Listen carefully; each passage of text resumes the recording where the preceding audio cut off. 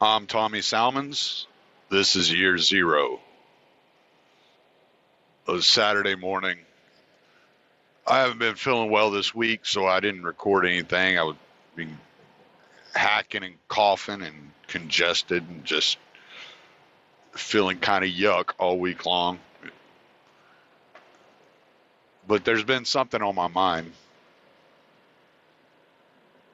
Sam Giancana was quoted by his brother as saying after the assassination of John Kennedy that this just proves there are no such thing as black hats and white hats. It's all a fucking game. And no matter who you are, this is where you end up. Dead. And that's such a revealing quote.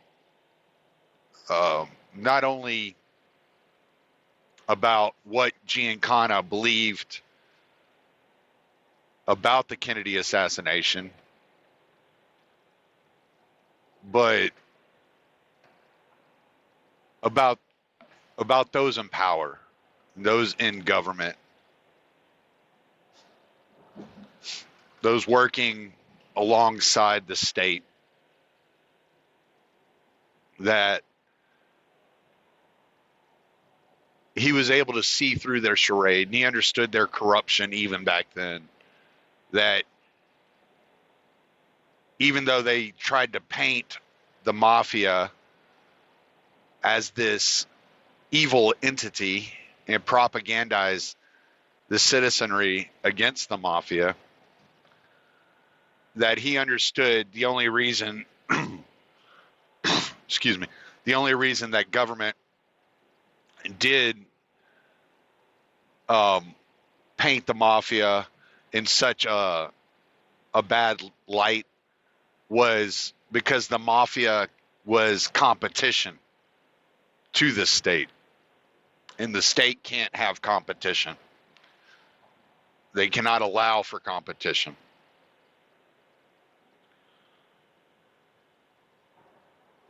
And as I look at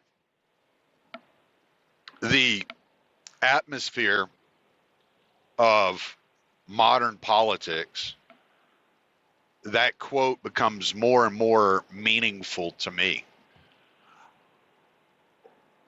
You see these fanatical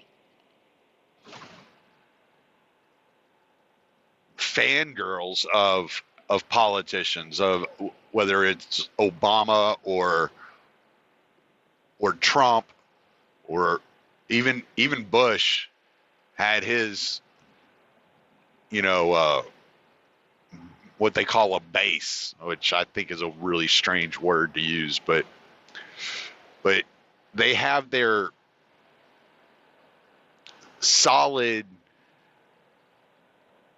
supporters that never waver. They're completely loyal to, the party, or loyal to this cult of personality. And no matter what you point out to these people, they refuse to see any wrongdoing that their guy or their girl was involved in. When you're sitting on the outside looking in, you realize just how ridiculous this is.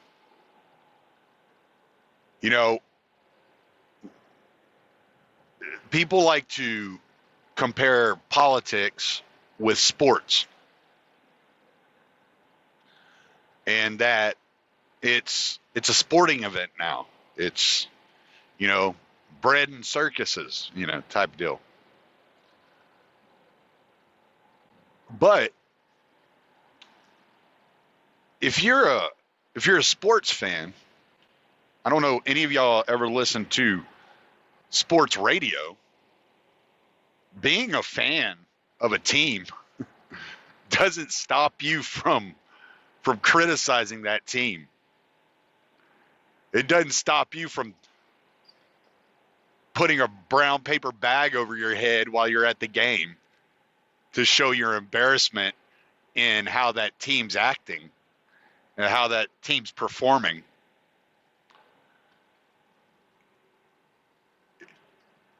Yeah, I think of that scene in Major League. I think it was a Randy Quaid out in the bleachers, and he's just booing the players as they come through. But he was their biggest fan. He was booing because he was disappointed in how they acted. And sports fans are notorious for being extremely critical. Monday morning quarterback, type episodes where they're second guessing everything their team does if their team doesn't come out victorious. But with politics, you don't get that. Not from the hardcore supporters. Not from those that would support Trump and defend Trump even if he shot somebody in the middle of Fifth Avenue, as was once said.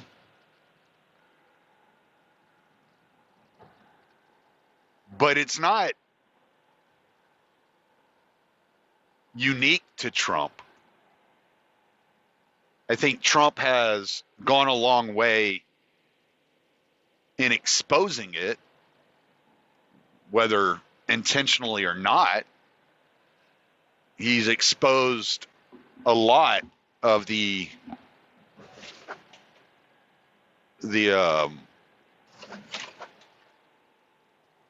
just the idea and how ridiculous the government politics are. He's shown that the button-down, puritanical appearance of politicians is just that. It's an appearance. That their maturity levels are those of high schoolers. These are people that have never truly been challenged in a real significant way.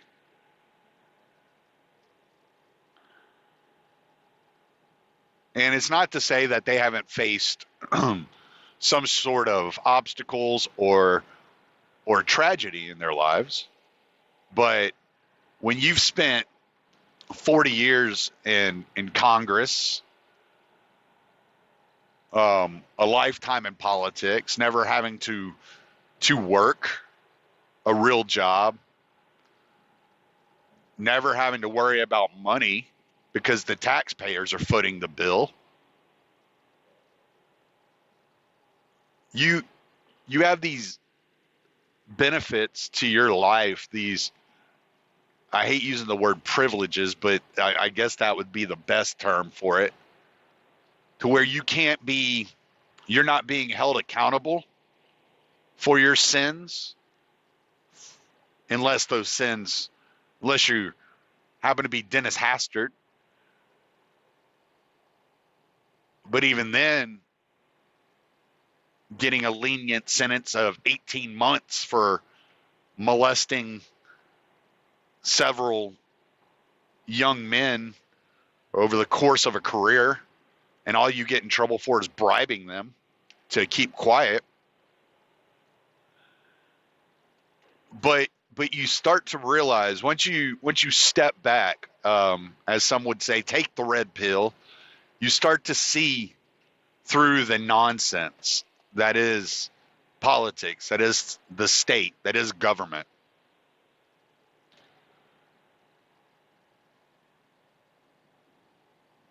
And it's become more and more apparent since Donald Trump was elected.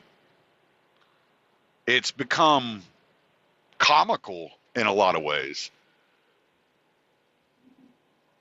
But in this is, as much as I enjoy the revelations and the exposure, the pulling back the curtain, showing the wizard pulling the strings, so to speak,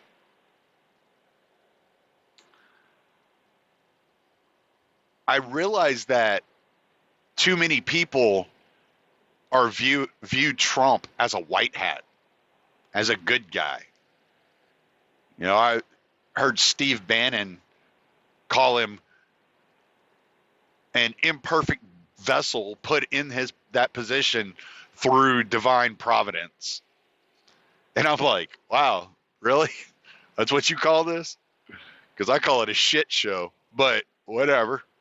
It's entertaining, a lot of theater.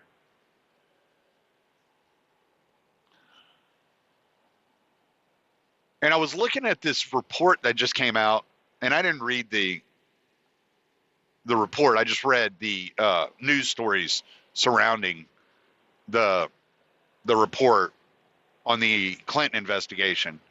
And it just came out a couple of days ago. Wall Street Journal had a story. And basically, what they did, and I find it funny that they keep doing this and they keep getting away with it, because what they did is they walked this line saying, well, Clinton did use an insecure server to exchange classified emails, but there was no intent to break the law and to leak these classified emails, and we can't find any evidence that she was hacked or any security was breached, so we're not going to pursue any charges against her. And so it's a lot like the Comey statements during the campaign. And I'm looking at it and I'm like, they just keep doing this. They just keep walking this line saying, okay, we're going to give Republicans just enough to continue to demonize Clinton, and we're going to give Democrats just enough to continue to defend her. And when the Mueller report came out, and there was no evidence that Trump had colluded with Russia and had anything to do with Russia, and had cooperated with Russia in any way, shape, or form, but still Mueller said this is not an exoneration. He made sure to put that in there. This is not an exoneration. And then he had part 2 of his report, and he said, but even though we cannot prove that Trump had cooperated with Russia, there is suspicion and there is evidence to show that he possibly obstructed justice. So it gives the Trump supporters just enough to defend Trump, and it gives the Trump haters just enough to continue to attack him. And you see the same thing with the impeachment. You know, you got a situation where Trump didn't openly come out with a quid pro quo. He kind of walked that line slightly. And I don't know if I buy the fact that he was so interested in investigating Joe Biden as much as he was interested in the William Barr and Durham investigations into the Russia probe and into the Mueller probe and the Mueller report and what had kicked off the Steele dossier and created this pushback against him and the attempt to frame him as a Russian puppet. I think that was more what he was going for, in all honesty. But at the same time, when you get Glenn Beck coming out with this 2-hour, podcast or chalkboard episode where he's pointing out, okay, well, Obama administration was involved here, and these guys that were involved with the Obama administration in the Ukraine were actually arrested for meddling in the election in an attempt to assist Clinton to get elected, and yada, yada, yada. And and then you have the Trump supporters saying, no, Trump, there was no quid pro quo. And you have the Democrats saying, impeach him, he broke the law. You're getting just enough information to walk that line, to keep both sides fighting against each other. The same thing with Syria. Trump didn't actually pull the troops out of Syria. What he did is he moved 50 special forces troops out of northeastern Syria to allow Turkey to come in, force the Kurds to make a deal with Assad. Trump then was in communication with Putin and Erdogan and Assad. From what I understand, there was a deal made between the four of them. Oh, and the Kurdish leader, which I can't remember his name off the top of my head. And there was a deal between the four of them for a ceasefire, which did occur. And now it's suggested that the ceasefire is going to be permanent, which is good. Great. Start to at least kind of normalize the Syria in some way, shape, or form. Not to say Syria was the perfect place and it was this beacon of freedom, but quit murdering people and creating refugee crisis based upon the desire to overthrow a democratically elected leader, right? I mean, we all know Assad is a bad guy, just like Saddam Hussein was a bad guy, just like Muammar Gaddafi was a bad guy. But there's something to be said about these bad guys that allow these secular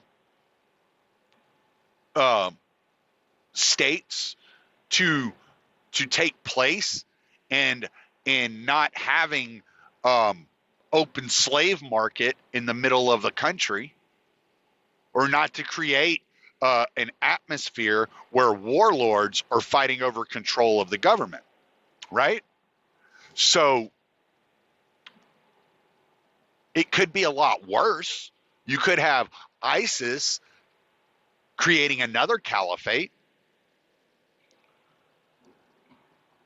and reinstituting their powers over this region with Syria, at the border of Syria and Iraq. But you don't have that. What you have is a situation where Assad is regaining control of the country, and normalcy is beginning to set in. And that's a good thing for the Syrian people, whether we like Assad or not, right?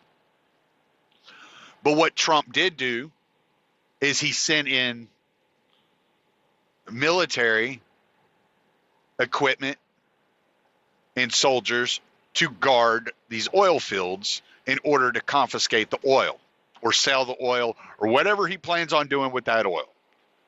But even though it's Syrian territory, it's no longer Syrian oil, right? So you have the Democrats walk this line. You got the Democrats on one side. Oh, Trump put the Kurds in danger. And the Republicans and the Trump supporters on the other side. Well, what Trump did was create, he made a deal with Turkey, and there's a ceasefire, right? And they leave out all the nuances, all the differences, and they create this world, this binary world within their head where there's these white hats and these black hats. And the Democrats are the black hats and the Republicans are the white hats. Or the Republicans are the black hats and the Democrats are the white hats. And that's just not reality. That's not the reality of the situation. You got the same thing with the Benghazi trials. You got the same thing, with the Clinton impeachment. You got the same thing with the war in Iraq. And it's the same thing over and over again. They keep playing the two sides against each other. Your side is the white hat and the other side is the black hat. And I'm sitting here saying there's no white hats or black hats. All these people are psychopaths. They're all sociopaths. And it's all about power. And the other day, a group of Republicans stormed into the SCIF where they were holding impeachment hearings, closed-door impeachment hearings, and caused a ruckus. And in this SCIF, there's not supposed to be any electronic devices for security reasons. And all these Republicans stormed in there, and they're using their cameras on their phones, and they're tweeting, and they're doing all this, and they caused this huge outrage. And the first thing I thought was, sounds like the Republicans have been reading Saul Alinsky. They saw the activists that the Democrats had set loose during the Kavanaugh hearings, and they realized, well, our supporters, our Republican voters, are just average guys. They're just average people. They're working 40, 50, 60 hours a week. They got families to feed, families to take care of. They can't be mobilized the same way as full-time college students or professional activists can. So we have to take this upon ourselves to use the Democratic strategy of interference and disruption, civil disobedience, whatever you want to call it. And we have to take this upon ourselves and do this in place of our constituents.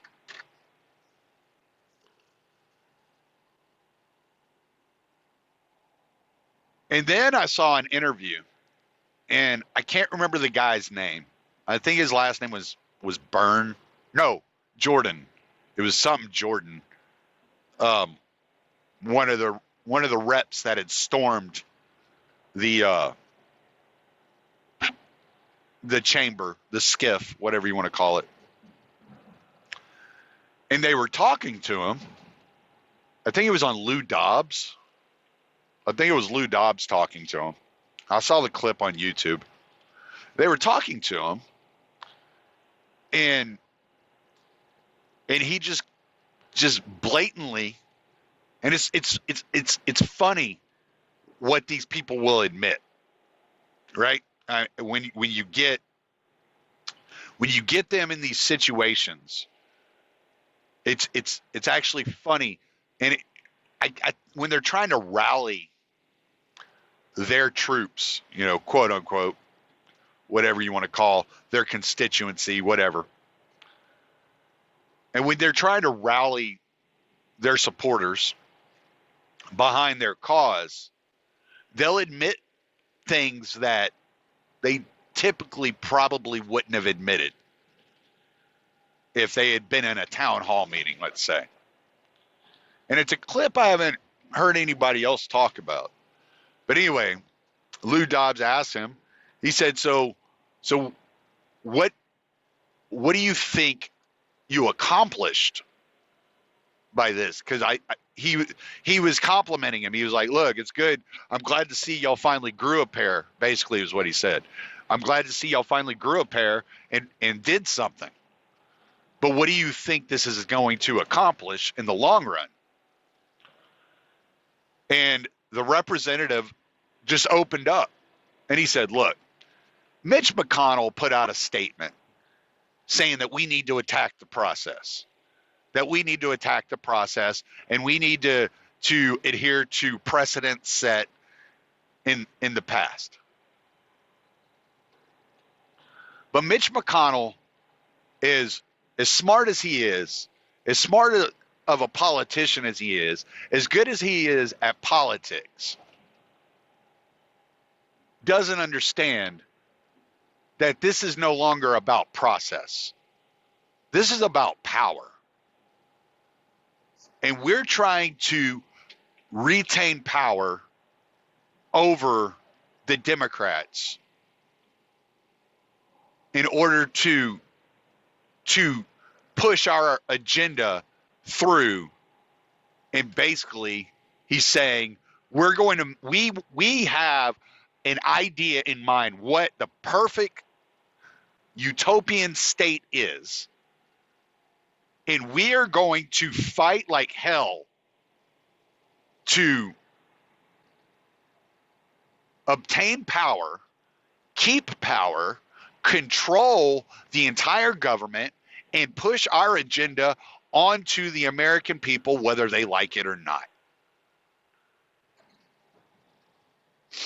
That we'll do whatever it takes, which has been a long strategy of the Democratic Party and of their activists. And it's so fucking funny to me that you see, I mean, I listen to a lot of different people, a lot of different ideologies. I'll listen to Jimmy Dore. I listen to Justin King, also known as Bo of the Fifth Column. I listen to Scott Horton, obviously. And just to hear the different perspectives. Sometimes I'll tune into Glenn Beck and see what he has to say about these things. And you hear these different perspectives. But the one thing that struck me out of all of this, and I'm not going to name any names, but the more anarchist types of people that I happen to listen to have decided that the Democrats are the white hats for the most part. Like Scott Horton, obviously not. You know, anybody who listens to him knows. But for the most part, a majority of the anarchists that I listen to are giving the lesser of two evil, and this is just being nice, they're giving the lesser of two evil title to the Democrats. And I just want to shake them and say, don't you see the absurdity in this? Don't you see that what Trump has done is pull back the curtain to show us the absurdity? And he did it in such a way that is crude and uncouth and has this reality TV aspect to it. But the idea behind it isn't that Trump looked so bad. We all knew who Trump was when he went into office. What has happened is he's revealed how immature and childish Nancy Pelosi, Hillary Clinton, this Jordan cat, and all these other politicians are in their pursuit of power, in their pursuit of control over the American system, over our lives, in order to force their opinions of what should be, of how people should live, of how the world should be shaped onto all of us. He's shown all of us that none of these people believe in freedom. None of these people believe in choice. Rush Limbaugh comes out and says nobody cares about deficits. Nobody cares about the debt. Like, when is that conservative? When is that Republican? That was never what they said. They always, even when Bush was in office, I would hear Limbaugh complain about the debt every once in a while. He wouldn't complain about the wars, but he'd complain about the debt. Beck would complain about the debt. But now you have these traditional conservative talking heads, the biggest name in radio, Rush Limbaugh, coming out saying, yeah, we never cared about the debt in the first place. We never cared. Deficits never mattered. This was just a tool we used to oppose Obama. We didn't really care about it. It was a strategy. And you realize this is what Trump has done. He's exposed them all for being just as uncouth, immature, and crude as he is. So, yeah, there's no white hats or black hats. Trump's a horrible, warmongering, genocidal maniac, just like the rest of them. The thing is, he doesn't try to hide behind Puritanism in a $2,000 suit. He's like, I'm homicide in a $2,000 suit. I'm not anything special. I like to grab him by the pussy. I'll probably slap him on the ass. Who gives a shit? She wants her hair pulled, I'll pull it. I don't give a fuck. Look at these hands. And when he said something about my hands, he's insinuating something else too. And I promise, ain't no problem there. He doesn't give a fuck. He's like, yeah, I'm a dude. I may dress like a billionaire. My bank account may reflect that I'm a billionaire, but I'm just a dude. I'm nobody special. I don't have the right to choose for you. And in some ways, I respect that because what it's done to the political system. And how it's shown all of them to be exactly who he is. Trump is just a mirror held up